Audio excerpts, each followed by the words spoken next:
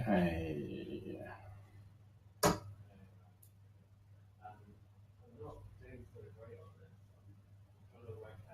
Great. Okay. Hi everyone. Sorry for running a bit late. Can we just check that you can all see and hear me? Could you just type in the chat window to let me know that you are able to hear what's going on?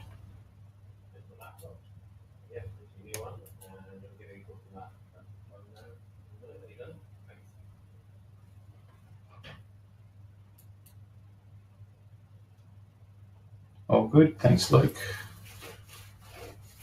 So sorry for the delay in getting started, but I had some technical difficulties. It's the first time that I've used this particular platform. So anyway, we'll get started, and welcome. Thank you all very much for coming along. Just make sure you got your probably real-time access to your systems and your collection tools up. Little bit of housekeeping. You want to have a chat? No, you can't see me. Okay, would you like to see me? Here we go. Oh no, it's webcam's disabled while I'm screen sharing. Okay, that's a bit strange. Okay, like I said, it's a new platform that I'm playing with here. So we'll give it a go. So today we're just going to do a refresher, really, of GTD and see where you're all at. If you've got any questions, just type them into the chat window, and you can request to talk, and we can have a two-way conversation, all that sort of stuff. So that works fine in this system. Okay, but without further ado, let us get happening. Peter, Matthew can see everything. Peter H, you can't see the slides.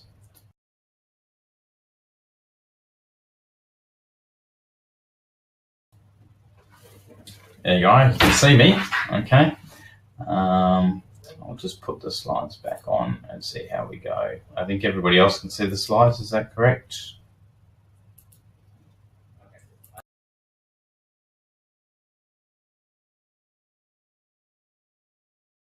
Okay.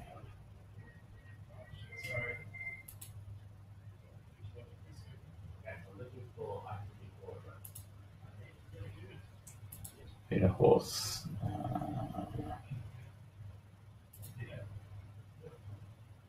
Okay, now, good, excellent. Let's get started. Okay, I don't want to take too much of your time. So let's move on to the next things. So, as I said, today is a fundamentals refresher on GTD. So some of you have been to GTD sessions over the last year or so. Some have been more recently. So today is just a matter of going through it and asking questions and seeing how you guys are going in this particular area. So today we'll just quickly recap on the productive experience, talk about collect or capture, talk about process or clarify, look at the organize area, and review, and of course do or engage.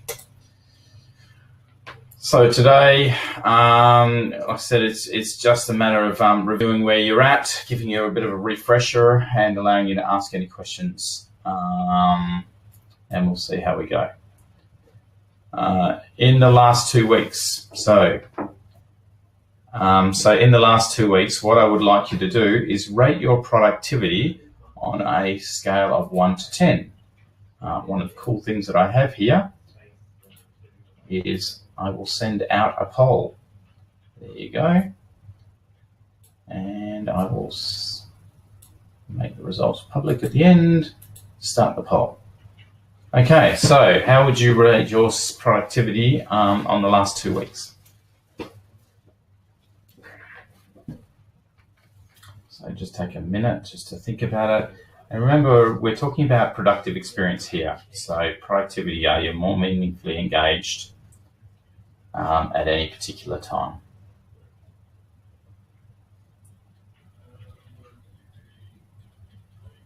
So we've seen some 5s, some 7s.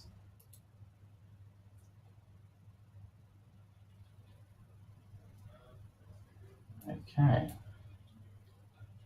stop that poll and go back. So we've got 5s and 7s, no 10s, no 1s, which is good.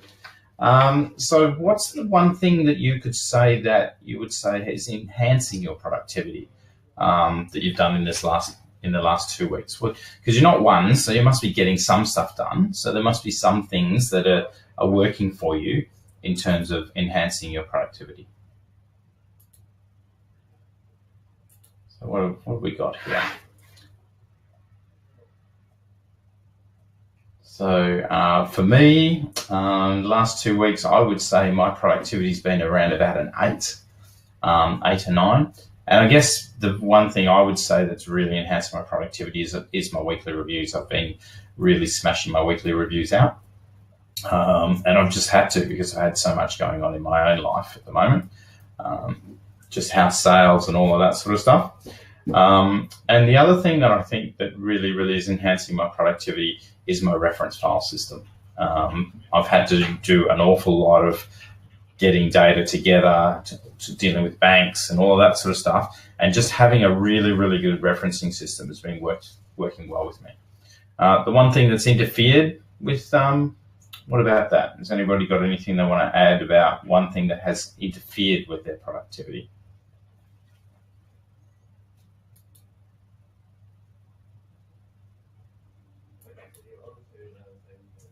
Not seeing anything. Just remember, type in the chat window.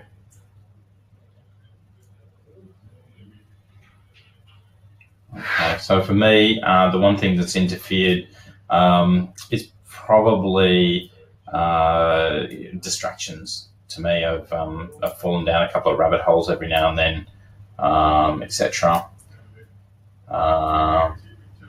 If Peter Horse saying interference from Suncorp Bank, some good habits by Luke, weekly review and setting an intention in the morning. Yes, I find that works really well too, Luke. I started doing that in the last couple of weeks as well as an intention. It's not specifically GTD, but that doesn't mean that it's not good or bad. And I've done the same sort of thing in my reference system. I say, these are my intentions for this week. Peter Matthews says, need to put more categories into files. Yeah.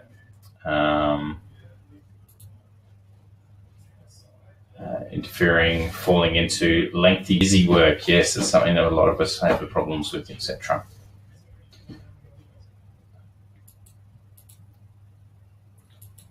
So remember, when we talk about the productive experience and how is whether you are productive or something, it's not just about getting lots of work done, okay? Peter was talking about networking on LinkedIn has helped him. So productive experience is not just about getting work done, okay? It's not about always being busy. Remember that you can't be on all the time. And I think that's one of the biggest lessons that we need to learn. You know, if I find myself in that trap of moving into working all night, then I know the next day or two I'm really not going to be that productive. Sometimes you just have to do it, but you're not feeling like you're in control, etc. In control, relaxed, focused, and meaningfully engaged. It means that you're there when you need to be with the people that are important to you.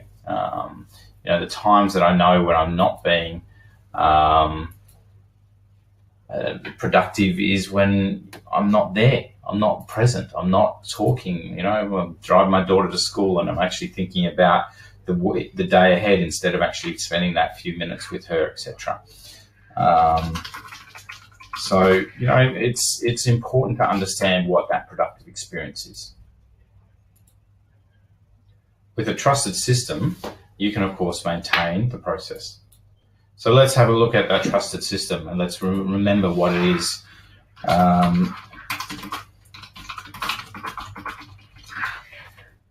So what have we got here? There we go, up here.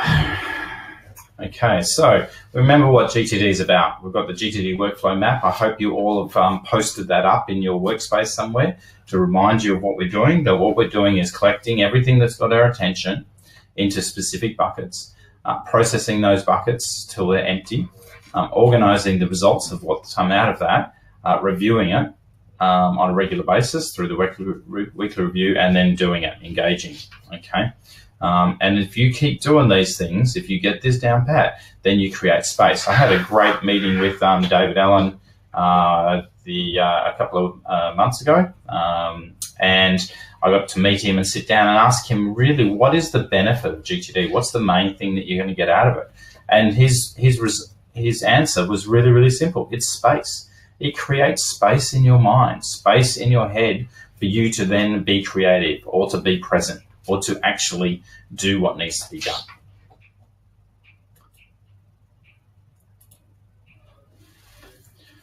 So, first one, capture it all. Okay, capture everything that's got your attention. Doesn't mean capture every thought. We've talked about that in the course, but capture everything that's got your attention. Okay, and make sure that it is captured and written down into minimal places. Okay, as few as you can and as many as you need. And remember that they've got to be leak-proof, which means that they've got to be emptied regularly.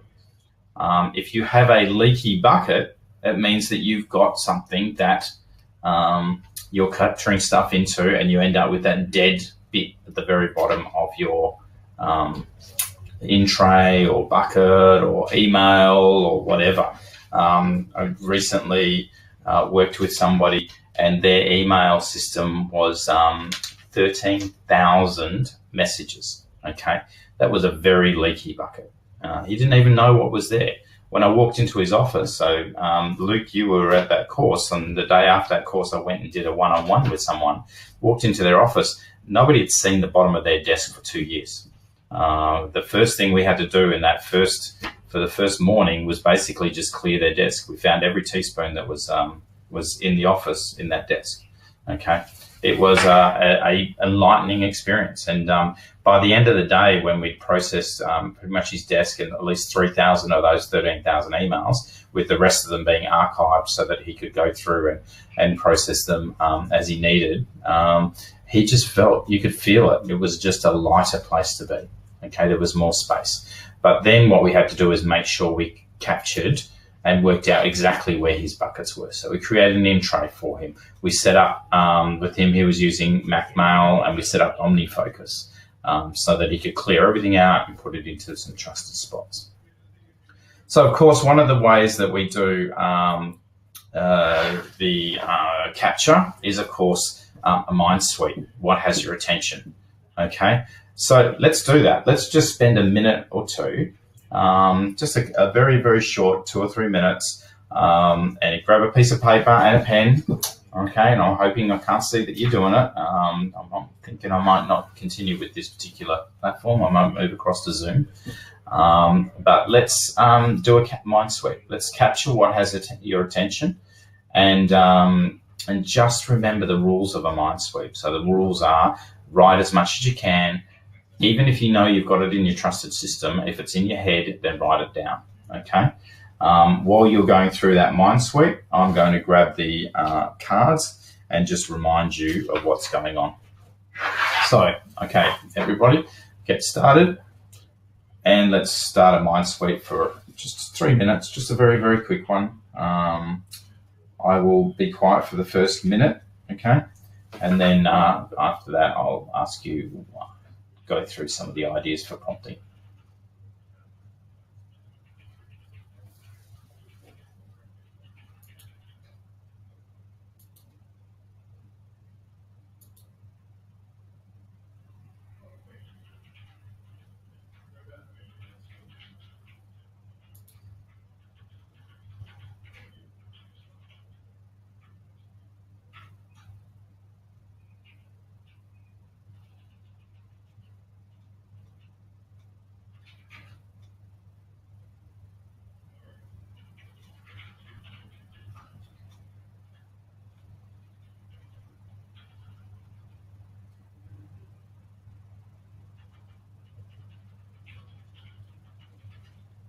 Okay, let's keep thinking about it as you're writing those things down. Think about in your work environment, have you got any emails that you need to respond to, any emails you need to send, any reports you have to write, any projects you have to get started, any projects you need to chase up.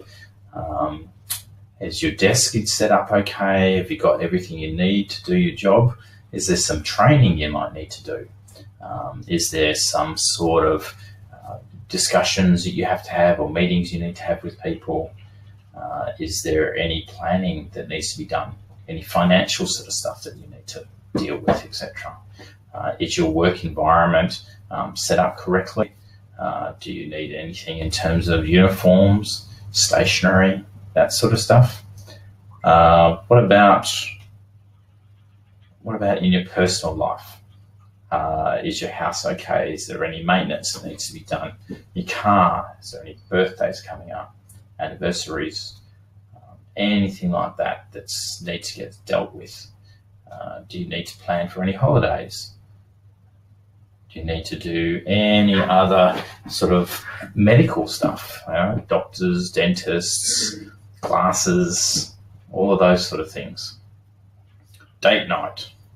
Do you need to do anything, any agendas or discussions that you need to have with your wife? Is your wills all sorted out? Legacy planning, life planning, that sort of stuff. So we'll just do another 30 seconds.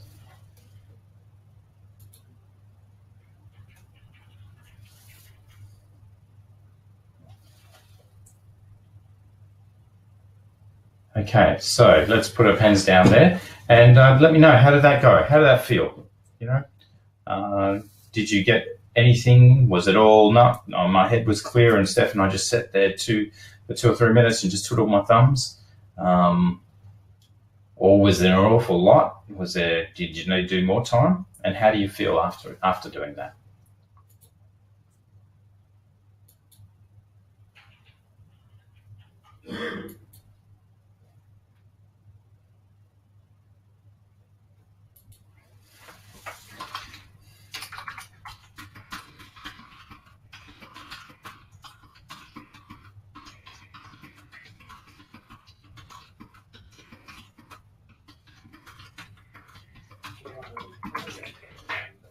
What have we got here? Let's have a look.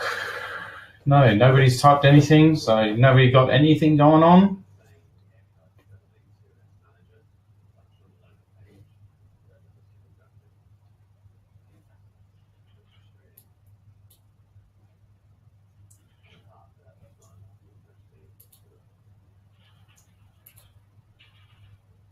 Need to do it more regularly.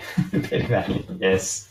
I make sure I do a mind sweep at least once a month during my weekly reviews. I don't necessarily do it every week, but I at least do it once a month. And I find that it does really help clear cobwebs out, etc. So once a month, I have a very large weekly review that usually takes half a day, can take up to a day, but I almost treat it like a monthly planning session. So that works really well. So let's have a little bit of discussions about collect. So what are the challenges that you guys, Luke, mine's nice and short, been micro mind sweeping into Evernote through every day on the bus, fantastic. And Peter Hort, lots of items, yeah, lots and lots of items. So, all these things are basically, remember what we talked about, they create this cognitive dissonance in your mind. These are all commitments that are bubbling away in there that you possibly haven't actually made some decisions about on how to move them forward and park them into the right places. So what are the challenges you guys are finding at the moment around the capture area of GTD? So how about we share some of those challenges that you're having, and maybe I can offer some different bits of advice on how we could deal with those challenges. Okay.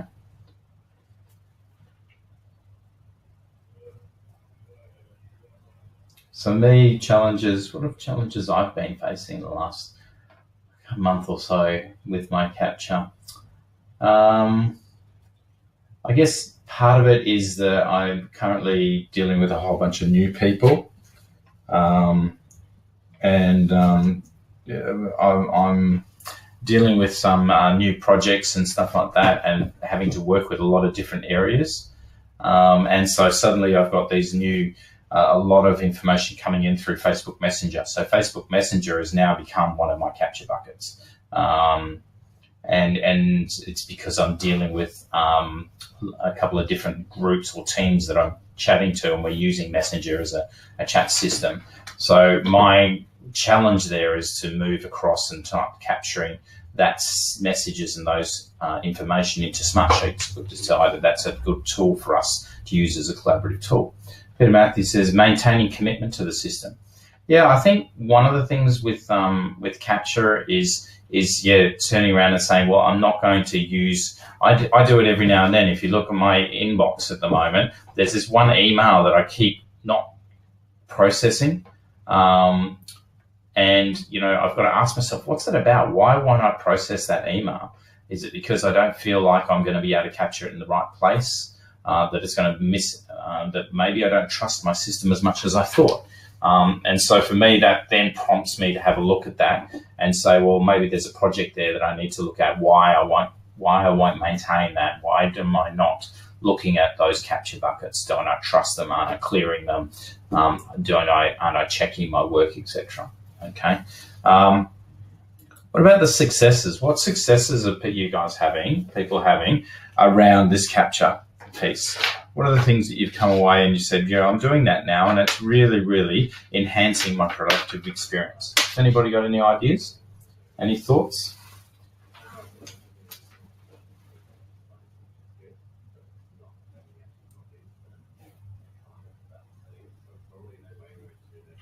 You know, if you want to talk rather than type, you can always request to talk, and I'm happy to, you know, open that up. Or if you're happy typing, just type something in.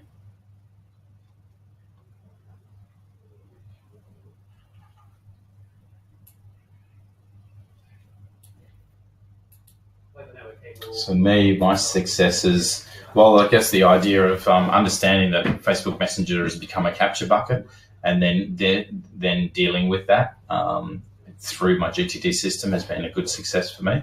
The other thing is recently I've had to step into another role at one of my other organisations, and understanding how that system works and making sure that every morning we regularly clear out certain queues in that system and process those messages properly has been a really, really huge success for me.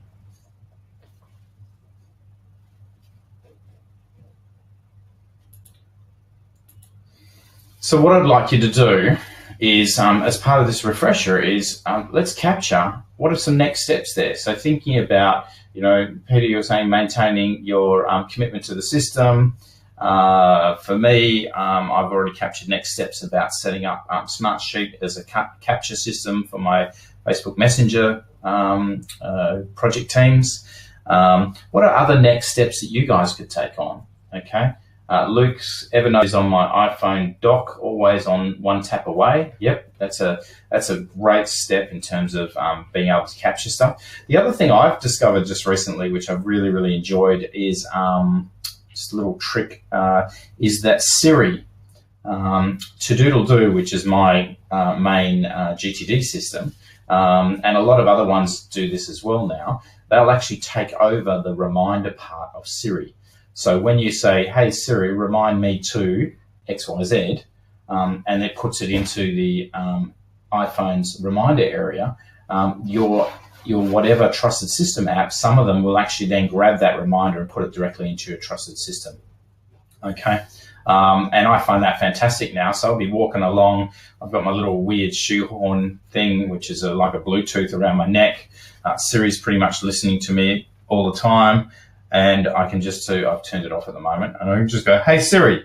And Siri will wake up and I'll say, remind me to buy XYZ or ring such and such, or but you just do that and then it goes straight into my capture system. And that's been really, really good for me. Okay. Peter, have a look at a couple. The other thing I'm going to offer you guys is I'm happy to do some one-on-one going forward if you want a quick review of your tools, etc. We'll do that for free. In the future, I'll be charging for it because, of course, I've got to make some dollars. But yeah. So, Luke, one of the challenges you've had is too many buckets, mostly digital. Maybe can combine them with IFT or similar. Yep. I use Zapier, Luke, extensively to do exactly what you're talking about there. Because from a CRM point of view, I have Nimble as my sort of contact management system, but it's not a decent enough CRM to handle, sales processes. And then I use Insightly. So I have to connect those two systems together so that I'm not doing things in both of them. And then Insightly, when I create tasks, it automatically puts them into To-Do. And for me, To-Do is just my central point, even though I have to deal with multiple systems, etc.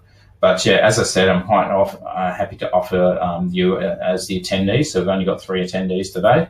So because you took the time out to attend, I will be extending an offer to you guys to, Zapier.com, that's correct, Luke, to do a one-on-one where we'll actually video conference and we can walk through your system, and I'm happy to give you some tips and tricks and stuff like that. Or for people like Peter Horth who live, and Peter Matthew who are in Perth, happy to come down and come to your office and spend an hour or so with you. Okay.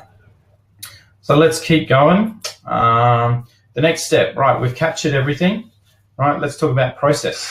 Okay, this is the good old part where we make decisions, don't we? The best practice.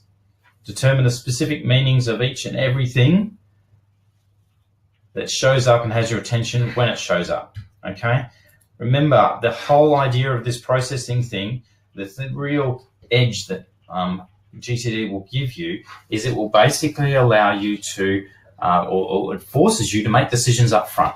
Because as you found, Peter, you had lots and lots of commitments and things in your head, and it's because a lot of the time it's because you actually haven't decided what you're going to do about them.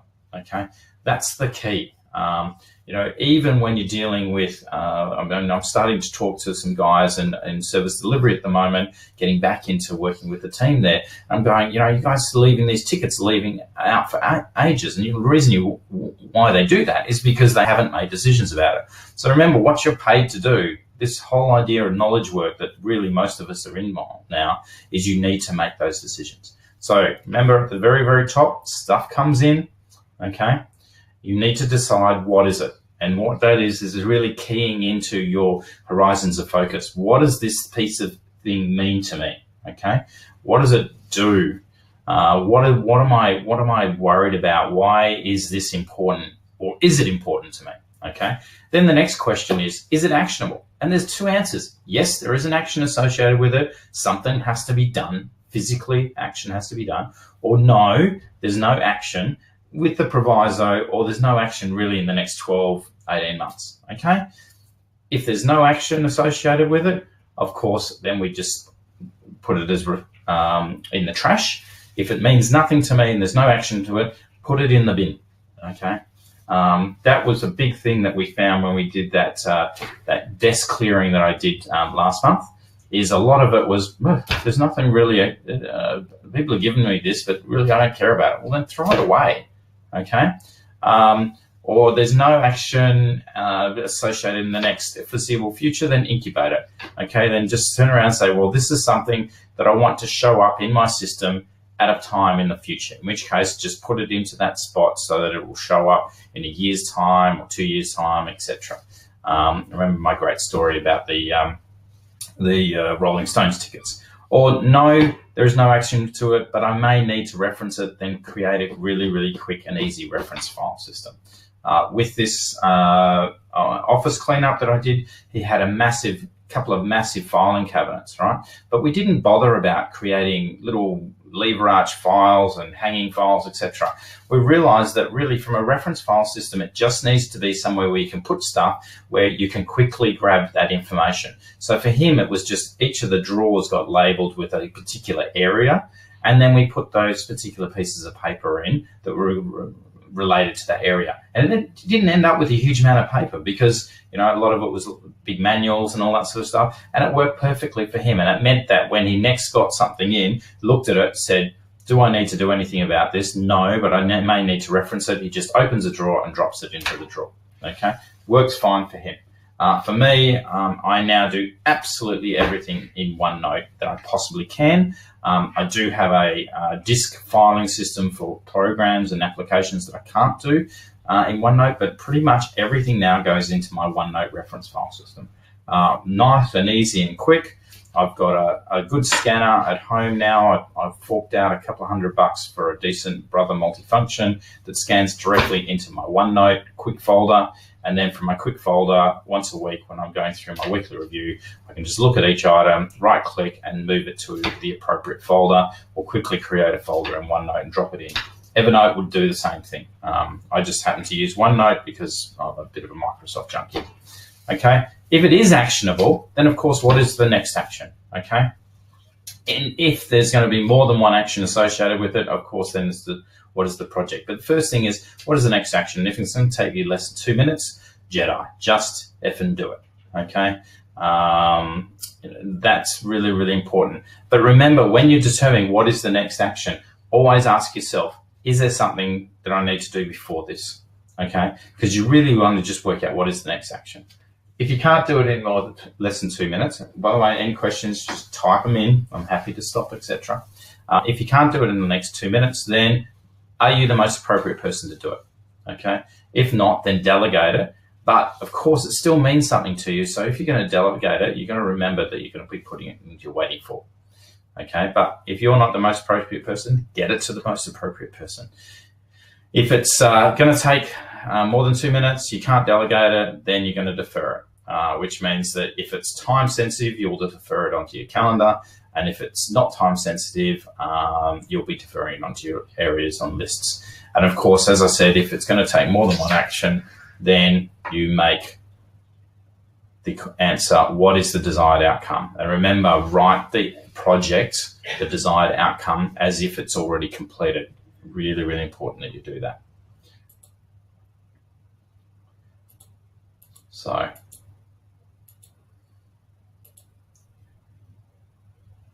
that is it in a nutshell, okay?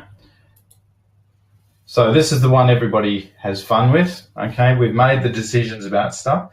And just quickly, how are you guys going on that? Are you finding that you are doing this, that you have started to train yourself in that, what is the next action?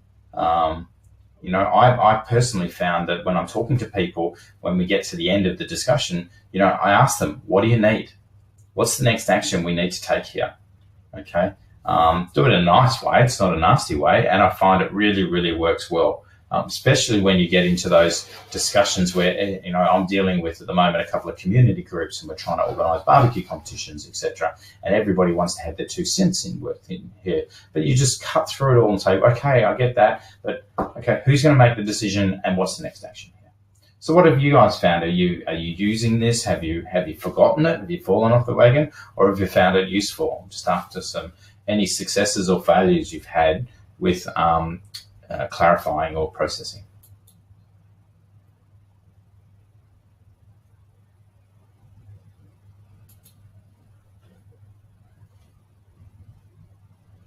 Okay, just waiting to see if anybody's got anything. I might come back to it while I continue on. Okay, so once we've clarified it, we're going to now organise, and we know that they basically happen hand in hand, but it's important for you to understand it. Yes, okay, fallen off, need to reconnect. And that's what I wanted to do with this refresher, is just remind people this is what we're on. Remember your cards too, they can be really useful. You came to the class, you would have got your sets of cards. That little decision card chart is something that's really useful. I'll send you a copy as an added bonus of attending today. I'll make sure that I will send you a copy of the card in PDF format, so you can print it up nice and big, or even have it as the backdrop to your computer. That would be a little bit spooky, wouldn't it? So organize. So remember, organize is the area that we can really lose ourselves in, okay? But in the essence, it is just the best practice of organizers parking reminders and information in appropriate categories that match the meanings of the items, okay? That is in its simplest form. Can you get a list of things that you can do where you are that it's appropriate for you to engage in, okay? That's the ultimate aim for you. Your organizing system will be specific for yourself, okay? If you are, sometimes, oh, sorry, Luke's sort of saying, sometimes start doing a 2-minute job, which turns into 20 minutes. Yes. Yes, I found that, Luke, too. And sometimes I get a little bit distracted when I'm going through processing. I also have that thing of, oh, I've got all this and I'm really getting excited about it now because I know all these actions and I'll just go off and do them, right? But then the problem is then you've left all of the other stuff half emptied, and then your capture system's going to, you've got to sort of, I don't know, not curb the enthusiasm. The other thing is understanding what 2 minutes is. There's a great little 2-minute timer. And if you'd like, I can send you a copy of that little GTD 2-minute timer, which I use quite a bit. Let me just see if I can just show you my GTD 2-minute timer. Where have you gone? GTD timer. I can't find it at the moment. If I find it, I will send you it. Okay, but I do have it usually. I just did a rebuild on my computer recently. Yes, it's that 2-minute rule sometimes gives you an excuse to just go down the rabbit hole. You just got to try and keep yourself from that. So organize, park reminders and the information in appropriate categories that best match the meanings of the items. So let's go back to our fantastic diagram here. Okay. We're going to end up with a couple of different lists. Of course, we have our projects list, and that is a list of all of your projects written as outcomes. Okay. We have action lists. Okay, they're a list of all of the actions that you can take. And usually we'll categorize them in terms of where you need to be. We've talked about at computer and at agenda, at errands, at bill to pay, those sort of things, etc. My GTD system has those now as reference files as well in my OneNote, so that I don't have as many files and paper that I have to carry around. We have our waiting for list, okay? The waiting for list is, of course, a list of all of the things that we've delegated that we know that we can go and check off. And I do that once a week. I just go through my waiting for list, look at them and say, is there any actions I need to take here because things are getting a little bit long in the tooth? And then, of course, our calendar. Our calendar is just another list. And I'm just cautious about what I put on my calendar. I only put stuff that really, really, really is time sensitive, okay? More for sort of meetings I have to attend and that sort of stuff.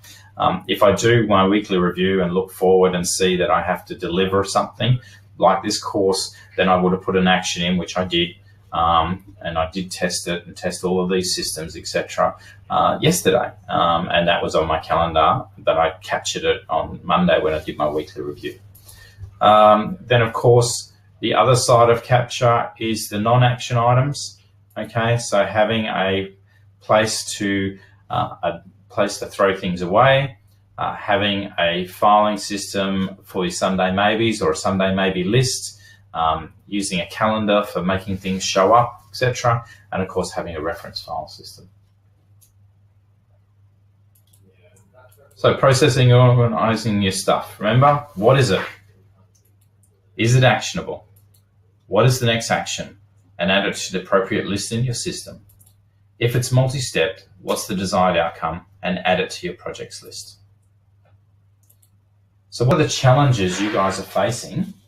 Okay, and you knew this, I'd be asking you this, in processing and organizing. What are the challenges? What are the problems that you've come across, etc.?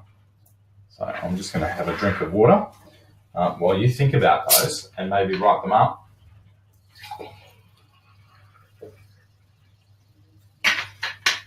And I'll make sure a copy of this recording is available for a little while.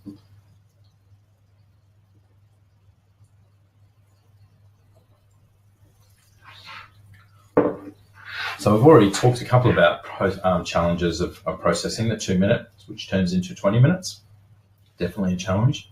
I think one of my major challenges was my projects and next actions. Because of I have a slightly complex system, it was basically taking me too long to check through all my projects and make sure they had next actions. I've streamlined that to a major degree. I've also sort of changed it a little bit, that once a month I do a overall audit to make sure that the different parts of my system are in sync, but I just trust that everything's captured in my to-do and don't worry about all that. External pressures, deadlines imposed by others. Yeah, that can be a challenge. And remember, when we get into we'll talk about it, the threefold nature of work, where there's planned work, unplanned work, and defining work. And depending on where you are in your life or in your job, etc., is how that sort of balances out. But the only way you're going to counteract that is by making sure that you know what all of your current commitments are, and they're all being clarified down to next actions. And then you'll be able to turn around and say, okay, well, here is if you've given me some deadlines, etc., here are my next actions. Where am I going to fit this in? Or knowing that you can just put that aside and go and deal with that thing. I know, Peter, you deal in that sort of some crisis sort of stuff, etc. So sometimes you just have to, throw the system out for a minute while you go and deal with that. The other Peter is I also found that a too complicated system doesn't work. Very, very true, Peter. Very complicated systems don't work. And trying to automate too much at the beginning, when you think about myself, I've been doing this for 10, 15 years now. My system has gone through levels of complexity. At the moment, a lot of people look at it and say it's very complex, but I think it's quite simple. I've based it all around one simple place to keep my lists in sync and together. And I really don't worry about some of the other ones if they get out of sync too much. And then maybe once a quarter, I'll do a really, really clean up and say, okay, well, let's make sure everything else is in sync. But I know that I'm hitting my commitments, etc. The other thing is don't try and start with a complex system to begin with. Just do something simple. I know one of the people who went away from the course went off and recent course and just created a paper-based system. Fantastic. I still maintain that Excel is fantastic and a great system. I was introduced to Smart Sheets just recently by another person who came along to the course, and I find that to be quite a unique and fantastic system to use as well. You can do those sort of mappings between projects and actions and all that sort of stuff. But when it comes down to it, you just go back to what you know. What are the successes that you guys are having? I know Luke's going to say Evernote's one of his successes. Okay. What are the successes? What are the things that actually do work for you in this process and organised challenges? Okay. What are the things that you've tried that works?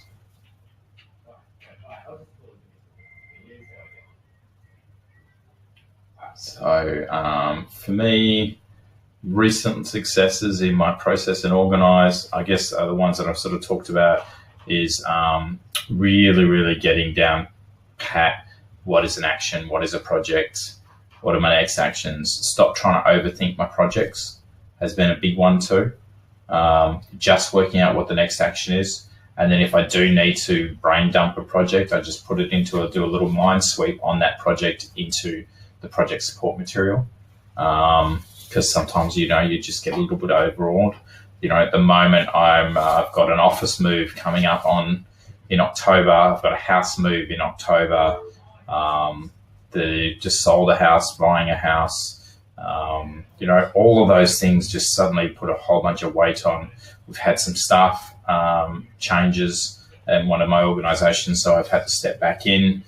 All of those things. The only way I could do it is know that I've got all of my processes down and that I'm capturing, clarifying, organising, reviewing and doing. It's the only way I can keep on top of everything. So what are the successes you guys have been having?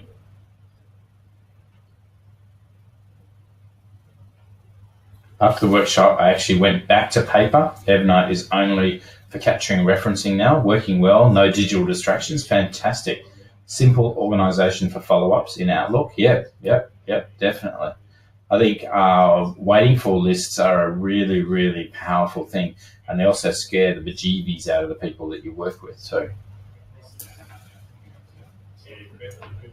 So just take a minute or so just to capture some next steps that you might take for your process and organize. Okay, so maybe a next step is review the decision map. Okay, maybe the next step is to poke me around something. Okay, what are some of the next steps that you might want to take?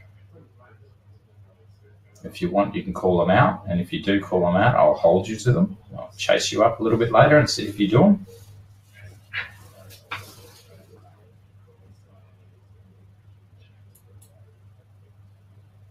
Okay, so review. Okay, so in the review area of GTD, this is this area down here on the big workflow map. Okay, it took a few people to find it when they were doing the course. Okay, remember what the best practice is. Okay, reflect on complete, current and accurate reminders of commitments as needed to stay clear and appropriate focused. Remember, what we think in GTD is the best way. You can only really trust. Sorry, there's some great next actions. I don't know if you guys all see the chat things here. Drag a bin in here and clear out again. Yep, love it. Get all docs on a PC. Yep. Can't see the map. Okay, sorry. It might have just, let's go back there. Okay, can you see the map? It should be coming up. Oh, hang on. I think we've got a...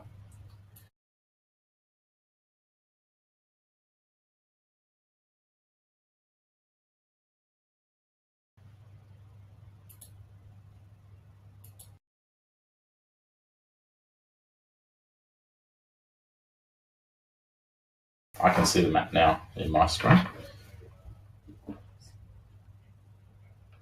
Okay, you can see the map just here, or just here. Okay, so let's look at review.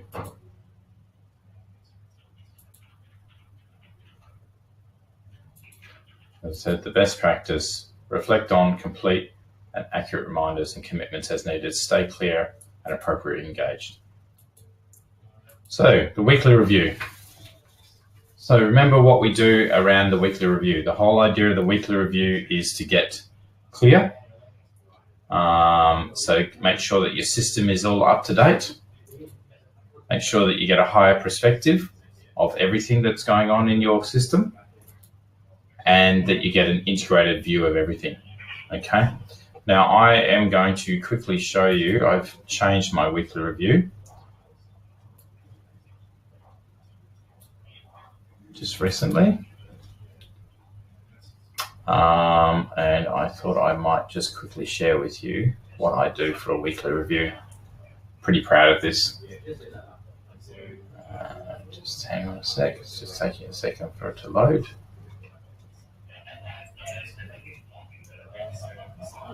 Here it comes.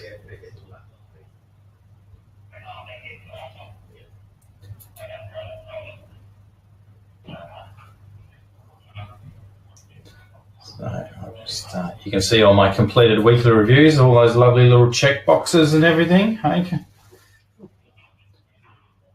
So this is my weekly review now. Okay. I get clear, so I collect all my loose paper and materials. Okay. I get into zero, so I clear out my paper buckets. I clear out all the different inboxes and email boxes. It's a recent thing for me. Actually, that reminds me, one of the capture tools that I've found just recently that's really, really worked for me is I've loaded a thing on my phone because I use photos quite extensively. There's a program on my phone called Upload Cam, and I'll just write that name there, Upload Cam. I use Upload Cam now as my photo tool for whenever I'm capturing a photo that's actually not just a reference photo for me and my family and my love of life, etc., but a photo about something that I need to do something about, and Upload Can puts it straight into Outlook for me. And it supports Evernote, it supports iCloud, Dropbox, whatever you want, it supports. And for me, that has been a really big godsend. The other place that I was using a little bit was iPhone Notes. I've now got a thing where I'm actually trying to use Quick Notes in OneNote on my iPhone a little bit more, but sometimes I still revert back to Notes, and all I do is I flick them. Once I've finished writing them, I just send them straight into OneNote. I've got my Connect wires and my To-Do no folder area, which are also inboxes. Okay. I then clear out my OneNote, which is I've got a to-OneNote folder, which is a place where I drop documents and things like that I want to go to OneNote. And then I go through my unfiled notes and just file them all away. Empty my head, as I said to you, I do that probably once a month rather than every week. And then, of course, we've got the Get Current stuff. So I mark off from all my actions that I have done, go through my action lists, previous calendar data. Okay, look at the last week. I look at the upcoming week. I do my timesheets. I review my waiting for lists. I review all of the financials that I need to review for the different businesses that I look after. That actually almost justifies my whole spending a couple of hours one day a week, because I know that I'm also going to spend that time to make sure the financials are right. Okay. So, that is for me, billable time that is really important for my business and where I work. I review any checklists and metrics. I use the Holacracy system, so that's where I review that. Just a little reminder, we are going to be running some Holacracy introductory courses in Melbourne and Sydney in September for a very small price, and I'll be sending all GTD participants some information about those. Reviewing my outer projects and larger outcome lists that used to take me forever, I'm now completing it much quicker. Okay. I'd have to log into my servers and just check in and make sure all my servers are done. I did actually do those, even though I didn't check them off here. I should have. I review any other checklists and actions, and then once a month at least, but I get creative. Okay. That is my weekly review. That is, to me, something that has really worked for me. So, reviews and challenges. So what are your challenges you're finding around this review? Okay. For me, it's probably one of the most important steps of feeling that someone has really embraced GTD is that they start doing these weekly reviews. And I'm not trying to create a guilt thing around this. They are one of the hardest things for you to get into, but they are also one of the most important in terms of maintaining any system. I think the big learning for me was, if I'm putting in a process in an organization, if someone doesn't own that process and review it on a regular basis, the process will disappear and no longer be followed. Okay. So what are the challenges and successes that you're having with your weekly reviews?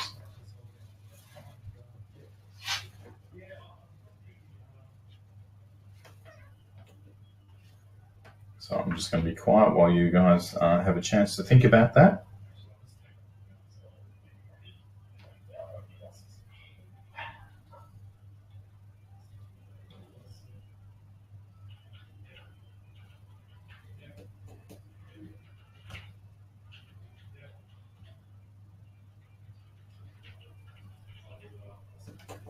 Okay, Luke, this is the hardest step for me. Main issue is that they take too long.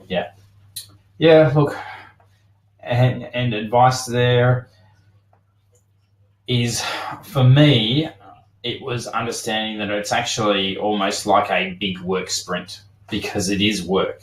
And a lot of people try and say, well, it's not work, I'm just reviewing stuff and pushing stuff around the deck chairs on the Titanic, but it's not. You are working. It's probably one of the times that you could really use as a focused work piece. How important is the productive experience? Okay.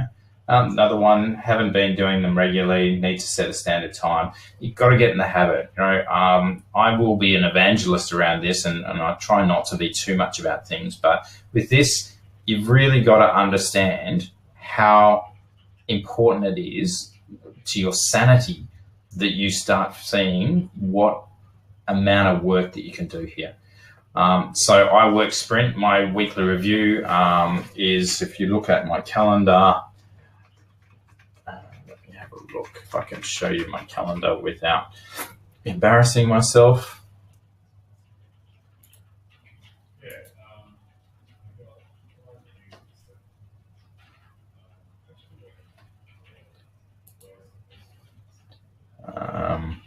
Yeah, I don't think this will be, I'll just put it onto my day. Sorry. Just have a look at Monday. Okay, so you can see here from 9 till 12 is my weekly review in the workspace. I mean, that works for me.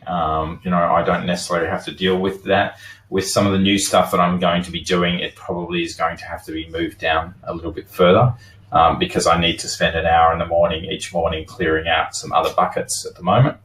And then I also do one in the evening. I do another hour and a half in the evening, and that's my personal, where I'm dealing with my personal stuff, my personal system and my home stuff. And quite often I'll get my partner involved with that weekly review, and we'll sit down together and just finalise it together.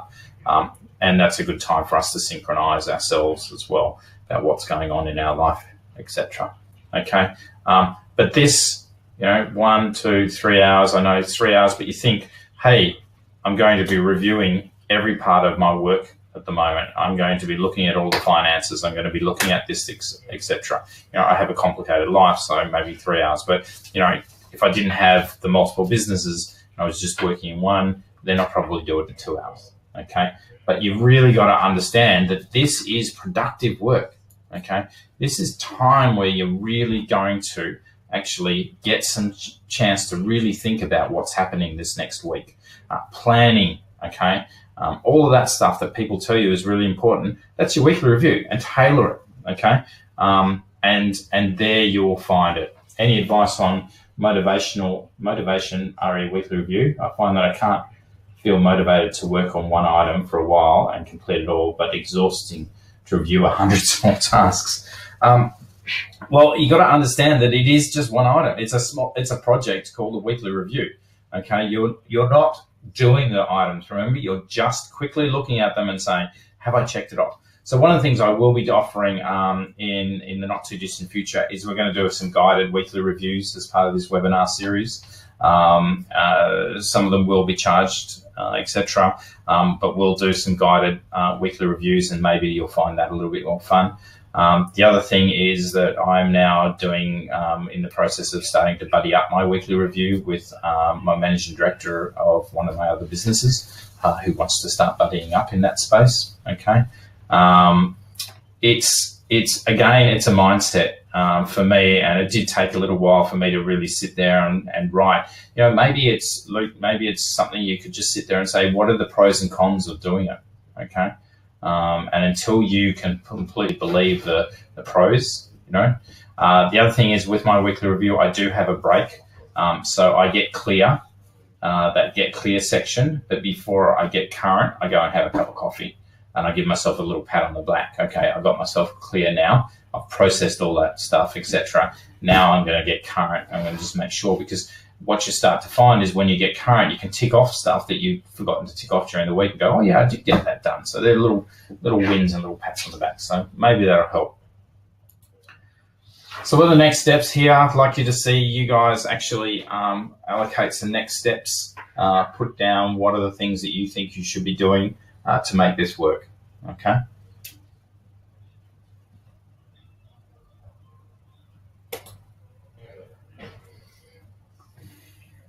So anybody going to put any next steps down? I will continue on and then we'll review them back. So as I know we're running late a little bit.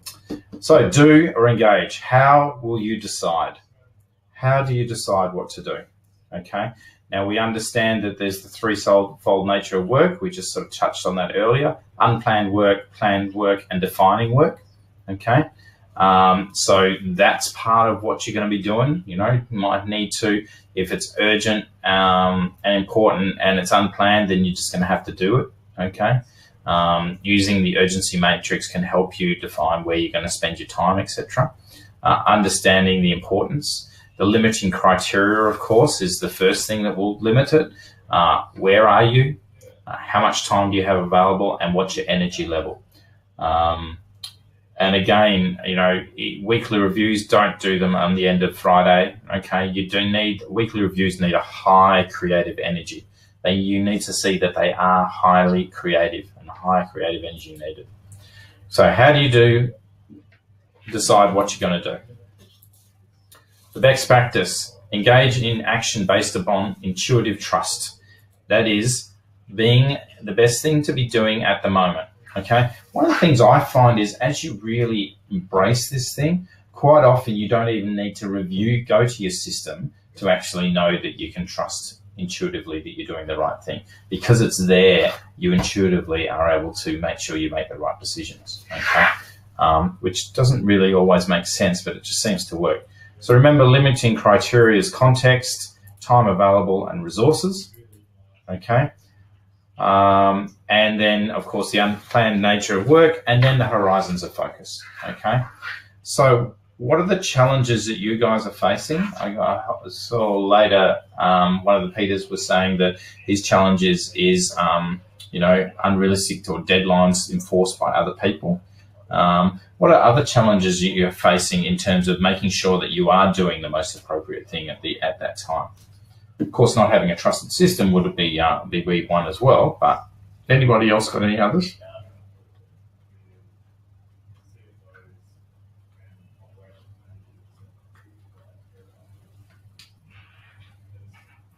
Well, Peter said one of the things he needs to do is clear the desk. Yes, that was a weekly review. Just bring the wheelie bin in, Peter. That's what I did with this guy the other day. And it came in empty and it went out full. It was amazing how much he could throw away.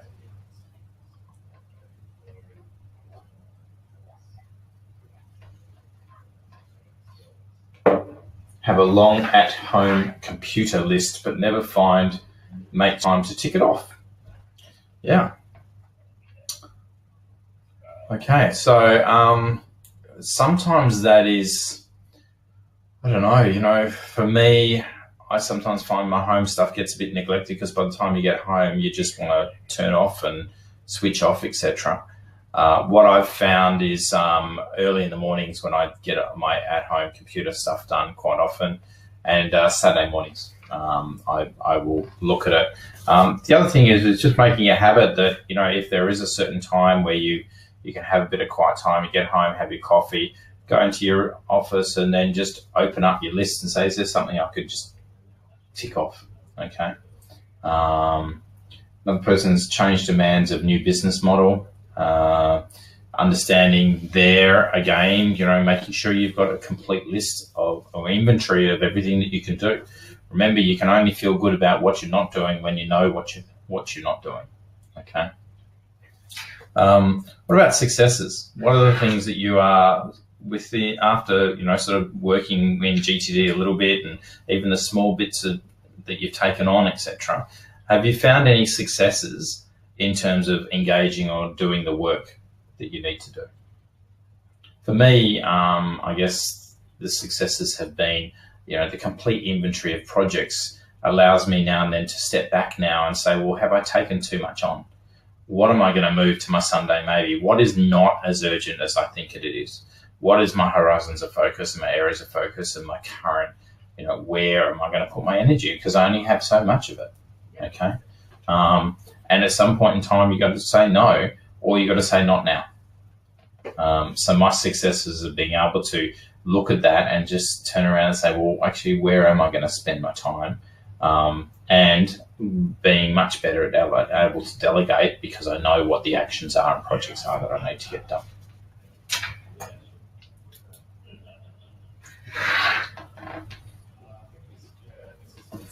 So, next steps. Think about some of the stuff that we've just talked about. What are some of the next steps you could take away to improve your engage area? Add them into your system, to clarify them, work out what the next action is, and organize it. Okay, and then if it's going to take less than 2 minutes, Jedi. So remember the keys of GTD. Capture everything that has your attention. Decide exactly what each of them means. Organize the results into appropriate places. Review and reflect at each horizon so that you can make trusted choices. Okay. So remember, there are the GTD Connect. You can reach out to me and chat with me. I will send you out a invitation for me to, sorry Luke, it'll be virtual. Actually, might not be if you want to wait until September, because I will be in Sydney in September and may have some time. But as a bonus for attending today and listening to me drone on, etc., I will send you out a personal invitation for me to come and spend an hour with you and review your system. Okay, or just shoot the breeze or whatever that you would like from me for that hour of consulting time. And of course, that's worth a few bob. I will be starting to launch the GTD Training Australia website. It's almost ready, called gtdtraining.com, gtdtraining.com.au, which will be our dedicated GTD website. I've also, we've paired up with the New Zealand GTD trainer, James Elliott, who's an amazing guy. So I would recommend joining the GTD Australia New Zealand Facebook page, where you'll start to find resources and can ask questions, etc. The other things are, of course, hoping that we'll be doing our T level 2. I'll be bringing level 2 to Australia next year. I've been booked in for my training in May, so I'll be able to do projects and priorities, and maybe even the level 3, because that training is later in May, but it all depends on whether my wife will let me go to Amsterdam for an entire month rather than just a week. Anything else that I can help you with, just reach out and ask me. I hope you have enjoyed today as a small refresher about what we've discussed at the course. I will send out a little survey. I do appreciate that the technology didn't work as well as previous technology that I've been using. And I think I may review that going forward. I was hoping that this was the right system to use, but I'm not quite sure now. But any other last final thoughts or questions?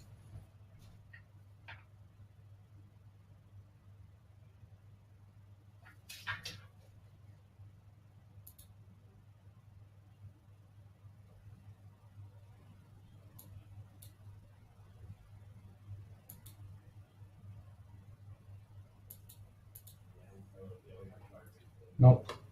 Okay.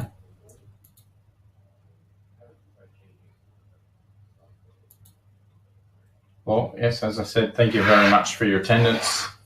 I hope to connect with you each individually over the coming weeks. Enjoy your time.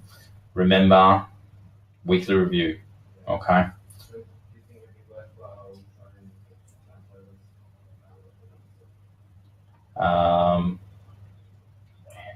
Thanks, Mike. Have got myself back on the wagon. Great.